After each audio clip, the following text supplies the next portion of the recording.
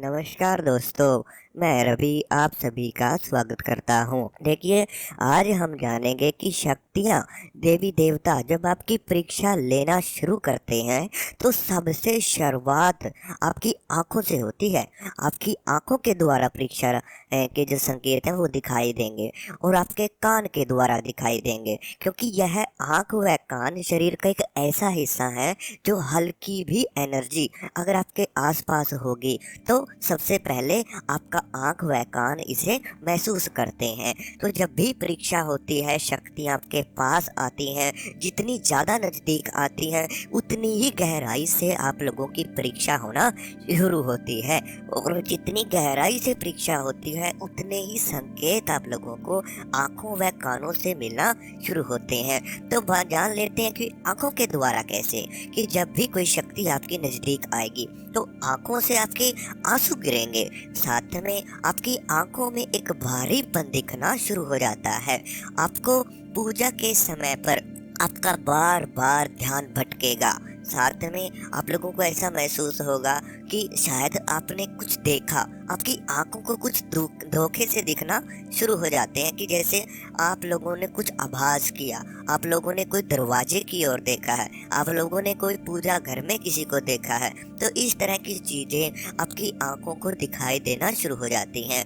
कई बार आप लोगों को डरावने चित्र भी दिखाई दे सकते हैं। कई बार आपको आभास हो सकता है कि जैसे आपके आसपास कोई बैठा हुआ था। तो इस तरह से आपकी आंखों को सबसे जल्दी आभास उन परीक्षाओं के होना शुरू होते हैं, क्योंकि देवी देवता आपका ध्यान भटकाने की कोशिश करते हैं जब आपकी परीक्षा चलती है। तो ऐसे में वो आपको कुछ भी दिखाई दे सकते हैं, जैसे दीपक में कुछ दिखाई दे सकता है, आपके पूजा घर में कुछ दिखाई दे सकता है। तो इस तरह से आपकी आंखें उन चीज़ों को आभास लेती हैं। साथ में आपकी आंखों से भर भर कर आंसू आते हैं। वो क्यों आते हैं? क्योंकि आपके आसपास कोई शक्ति है, जब वह ऊर्जा आपके शरीर के आसपास होती है तो आपकी आंखें उन ऊर्जाओं को सहन नहीं कर पाती हैं, जिसकी वजह से आपकी आंखों से आंसू भी गिर सकते हैं। वह साथ में आपकी आंखों में एक तेज आना शुरू हो जाएगा। साथ में आप लोगों ने देखा होगा कि जब भी आपकी परीक्षा चलेगी कि वो बुरा समय आप लोगों के नज़दीक आ जाता है, जिसमें आपके साथ कोई भी खड़ा नहीं होता। साथ में आप लोग बिल्कुल अकेले रह जाते हो, और जब आप अकेले रहते हो तो आप लोग अपने देवताओं के सामने, अपनी शक्तियों के सामने बैठकर रोते हो, और उसी रोने से आपके जो अंदर के पाप हैं वो नष्ट होना शुरू हो जाते हैं।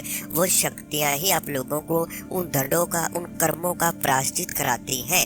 ठीक है, इसलिए आप लोगों के साथ आपकी परीक्षा होती है, क्योंकि जो भी आपने बुरे कर्म किए हैं वह आपके साफ हो सके।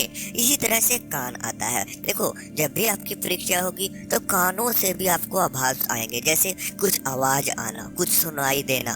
साथ में आप लोग पूजा कर रहे हैं, अचानक से ही कोई आवाज आपके कानों में पड़ जाना और आपका ध्यान टूट जाना। अचानक से खटखट की आवाजें पड़ना, आपको ऐसा महसूस होना कि जैसे कुछ हिल रहा है, या आपके पास कोई घूम रहा है, आपके पास कोई चल रहा है। शक्तियाँ पूर्ण रूप से आप लोगों का ध्यान भटकाने की कोशिश करती हैं। आप लोगों को आभास होते हैं कि जैसे कोई आसपास चल रहा है, आपके कोई नज़दीक आया है, शायद दरवाजे की ओर कोई है, शायद आपके पूजा घर के बाहर कोई आपको बुला रहा है। कई बार आप लोगों को आवाज़ें आना भी शुरू हो जाती हैं। कई बार डरावनी आवाज़ें भी आपको सुनाई दे सकती हैं। कई बार आपको आपके नाम से ही आवाज़ आ सकती है, कि जैसे आपका नाम लेकर किसी ने आपको पुकारा हो। तो इस तरह की जो बातें आप लोगों के साथ में होती हैं तो वह परीक्षाओं के कारण ही होती हैं। आप लोगों का जो ध्यान भटकाने का प्रयास है वो शक्तियाँ पूर्ण रूप से करना शुरू कर देती हैं। और साथ में आप लोगों के कानों में जब भी शक्तियाँ जागृत होती हैं, परीक्षा के साथ साथ शक्तियाँ जागृत भी होती रहती हैं। जितना समय आप लोगों का परीक्षा में चलेगा उतनी ही शक्तियाँ आप लोगों के साथ में चलना शुरू हो जाती हैं। जितना उस कठिन समय से आप लोग गुजरोगे उतनी ही ज़्यादा वो शक्तियाँ जागृत होती हैं, जो कि आपको भविष्य में अच्छा फल देती हैं। साथ में आप लोगों का जो कान है उसमें कुछ फड़कने की आवाज़ें आना शुरू हो जाती हैं। काफ़ी साधक तो ऐसे हैं जिनके कान में कुछ मक्खी सी हमेशा फड़कती है, उन लोगों को टी की आवाज़ आती है, ठीक है, उनके कान गूंजते रहते हैं, साथ में उनको कई बार बहरापन भी हो सकता है कि जैसे आपको हल्का हल्का सुनाई देना कम हो गया हो, आप लोगों को अपने सांसों की आवाज़ें ज़्यादा आएंगी, बाहर जो व्यक्ति बोल रहे हैं उनकी आवाज़ें कम आएंगी। तो इस तरह से आपके कानों में एक हल्की पीड़ा भी आप लोगों को महसूस हो सकती है जब भी कोई शक्तियाँ आप लोगों के साथ में जागृत होती हैं। तो शक्तियाँ तब जब भी जागृत होंगी तो कानों में पीड़ा होना, हल्की आपको बहरापन सा महसूस होना, यह सब चीज़ें आप लोगों के साथ में होना शुरू हो जाती हैं। अब साथ में जब आप इन सभी चीज़ों से बाहर आ जाते हो तब आता है आपका आज्ञा चक्र, आपका मस्तिष्क। आपके मस्तिष्क के साथ भी शक्तियाँ खिलवाड़ करना शुरू करती हैं। आपके जो विचार हैं, जब भी आप लोग पूजा करने बैठोगे भर भर कर विचार आपको आएंगे। आपको जो दृश्य आप नहीं देखना चाहते वो दृश्य भी आप लोगों को पूजा के समय पर दिखाई देते हैं। कई बार डरावने सपने दिखाई देते हैं, वह कई बार आप लोगों को ध्यान के द्वारा बार बार ध्यान भटकेगा, जो भी आपके मन में इच्छाएं हैं वो इच्छाएं आपके सामने आती हैं, ठीक है। साथ में आपका जो आज्ञा चक्र है वहाँ फड़कन शुरू हो जाती है, आपका जो मस्तिष्क है वो फड़कना शुरू कर देता है, ठीक है। आप लोग कभी भी पूजा पर बैठे हो तो इतना मानसिक रूप के कारण वो सब चीज़ें आपके सामने आती हैं। शक्तियाँ आपकी मानसिक रूप से भी परीक्षा लेती हैं, वह आपके मन को परखना शुरू करती है। उसके बाद आप लोगों का जो घर है उसके अंदर भी रोक टोक आपको महसूस होगी कि जैसे ही पूजा करने जाओगे कोई ना कोई आपके साथ रोक टोक जरूर करेगा, और वह शक्तियाँ आपकी सहन शक्ति को भी परखना चाहती हैं कि आपके शरीर में कितनी वह सहन शक्ति है, जो आप लोग उन सब चीज़ों को सहन कर सकते हो या नहीं कर सकते हो। क्योंकि साधक के अंदर सहन शक्ति का होना बहुत ही ज़्यादा ज़रूरी व आवश्यक है।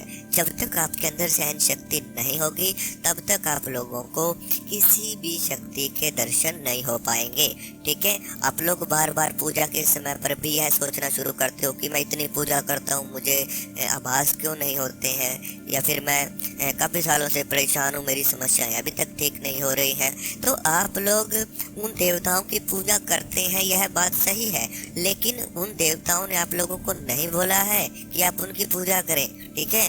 अगर आपने अपनी इच्छा से उनकी पूजा शुरू की है तो वो देवता भी अपनी इच्छा अनुसार ही आपको फल देते हैं। जब आप उनकी नज़रों में, जब आप उनके सामने आओगे, जब आपकी पूजा उनके सामने जाएगी, आपकी पूजा स्वीकार होगी, तो आप लोगों को अपने आप ही फल मिलना शुरू हो जाते हैं।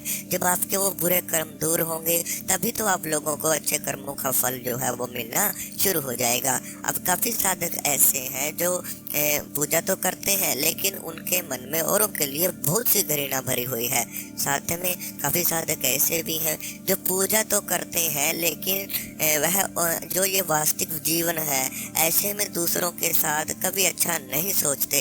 तो यह सब कुछ अगर आप करते हैं तो आपको पूजा का फल नहीं मिलेगा।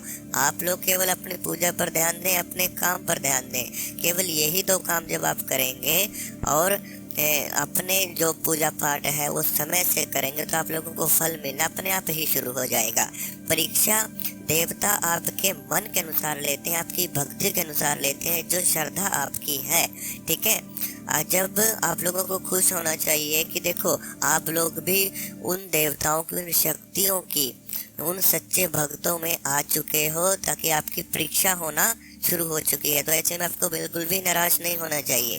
परीक्षा हर चीज़ की होती है, हर कदम पर होती है, ठीक है। आप लोग इन परीक्षाओं को जब पार करोगे आप लोगों को अपने आप ही सभी तरह के आभास आना शुरू हो जाते हैं। लेकिन काफ़ी बार क्या होता है कि साधक के घरों में नेगेटिव शक्तियाँ होती हैं, उनके घरों में कोई बुरी शक्ति का वास हो जाता है और उनके जीवन में परेशानियां ही आती रहती हैं। वह 4-4, 5-5 साल से ही पूजा कर रहे हैं, 20-20 साल से पूजा कर रहे हैं, लेकिन कोई आभास नहीं है, बल्कि उनका ही उल्टा होता आ रहा है कि जैसे घर में नुकसान होना, लड़ाई झगड़े होना, बीमारियों का लगना, यह सब चीज़ें आप लोगों के घरों में हो रही हैं। और आप लोग सोच रहे हो कि यह परीक्षा है। नहीं, देवता केवल आपकी मानसिक रूप से परीक्षा लेंगे। वह आप लोगों को घर से जमीन पर या फिर रोड पर नहीं लेकर आएंगे, ठीक है। आप लोगों को ऐसा नहीं है कि आपका घर बिकवा दिया, आपके साथ परेशानी ही परेशानी आ गई, आपके जीवन में परेशानी आ गई, आपकी नौकरी हट गई है। तो इस तरह की सब चीज़ें जब होती हैं, आपका रोजगार छूट जाना,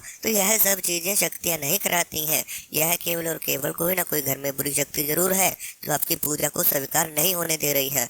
काफ़ी बुरी शक्तियाँ आपके घर में देवता रूप लेकर बैठ जाती हैं और आप उनकी पूजा करते रहते हैं। कुछ समय बाद आपकी पूजा ले लेकर वो शक्तियाँ आपके घर में देवता बनकर पूजना शुरू कर देती हैं। तो ऐसे में आप लोगों को यह ध्यान देना चाहिए कि कहीं कोई बुरी शक्ति ही तो नहीं है जो आपकी पूजा को असफल कर रही हो। ठीक है, आप परीक्षा के चक्र में हो लेकिन कोई बुरी शक्ति ही आपकी पूजा को अस्वीकार करवा रही हो। तो ऐसे में सबसे पहले आपको अपने घर में यही बात देखनी चाहिए कि देवता है तो मानसिक रूप से परेशानियां आएंगी, लेकिन कुछ समय के लिए आएंगे। अगर कोई बुरी शक्ति है तो आप लोगों को बिगाड़ना शुरू कर देंगे, आपका घर बिगड़ना शुरू हो जाएगा, रोजगार बिगड़ने शुरू हो जाएंगे, बीमारियां लगनी शुरू हो जाएंगी। तो यह सब चीज़ें बुरी शक्तियों के कारण से होता है। तो अगर आप लोग अनुभव देखना चाहते हैं कि कैसे घर में शक्तियाँ क्या क्या कर सकती हैं, तो आप लोगों को इस चैनल की कम्युनिटी गाइडलाइन जाकर चेक करनी होगी और उसमें जाकर आप साधकों के अनुभव भी देख सकते हैं। अगर आप हमसे बात करना चाहते हैं अपनी समस्या के बारे में, कोई आपके घर की समस्या है, कोई आपके साथ समस्या है, तो बात कर सकते हैं। बात करने के लिए व्हाट्सएप नंबर आप लोगों को स्क्रीन के ऊपर दिया हुआ है और व्हाट्सएप नंबर पर आप मैसेज कर सकते हैं, अपनी समस्या को बता सकते हैं। वह साथ में आपकी समस्या का समाधान आपको तुरंत बता दिया जाएगा। साथ में अगर वीडियो अच्छी लगी हो तो चैनल को सब्सक्राइब जरूर करें। हम मिलते हैं कल आपको एक नई वीडियो के साथ।